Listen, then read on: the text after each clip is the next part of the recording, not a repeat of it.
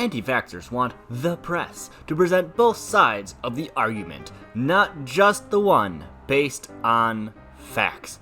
Welcome back, everyone. Today we're going to be covering, in case you didn't notice, r/VaxxHappened. So without further ado, without further introduction, let's begin. If I say, first of all, run away because I have prepared charts, data, research, and will destroy you. Doctors are not the only people who know how to research. Hashtag parents do the work. I wonder how many of those charts and fancy points that they make are off of like mommy blogs and shit like that. And how many of them are actually off reliable sources like the CDC, the WHO, and other various sources like that. I'm gonna take a gander at none. Where did this explosion of gender dysphoria come from? 20 years ago, it was virtually non-existent. Vaccines with opposing gender DNA. People need to wake up.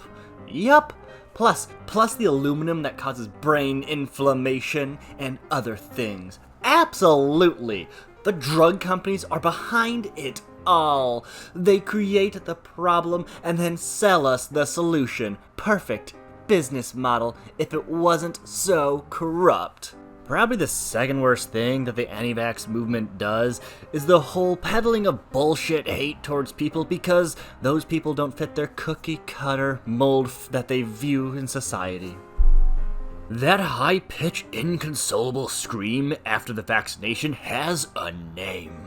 It's called D-Tap Scream. Your child's brain is swelling inside of their skull.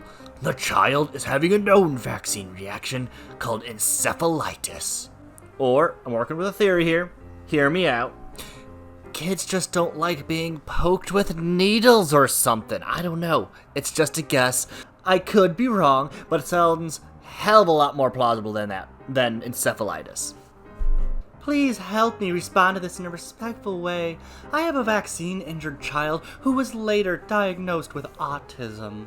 Even if vaccines did cause autism, I would still vaccinate my child.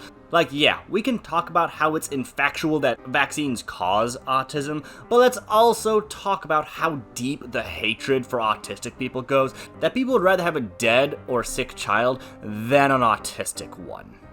Oh, I just love the point that post makes. I just so wish I could see some of the anti-vax replies, but since we can't, comment on down below what you think an anti-vaxxer would say in reply to this post. Make it sarcastic, make it witty. I would love to hear what you guys have to say, getting in the heads of the Karens.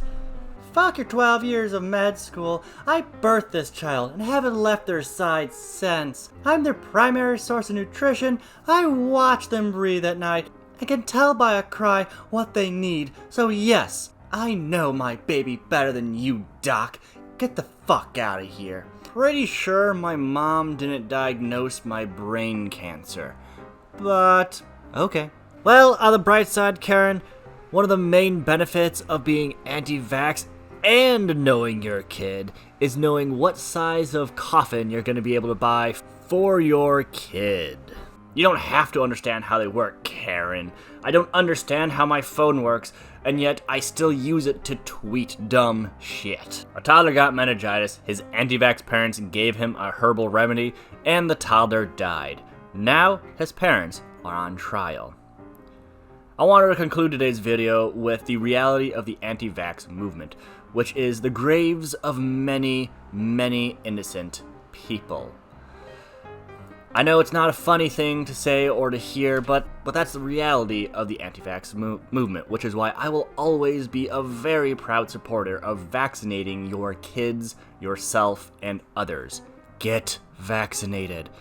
If you guys liked what you saw, click the like button. If you guys really liked what you saw, click the subscribe button. If you guys want to comment on down below, comment on down below.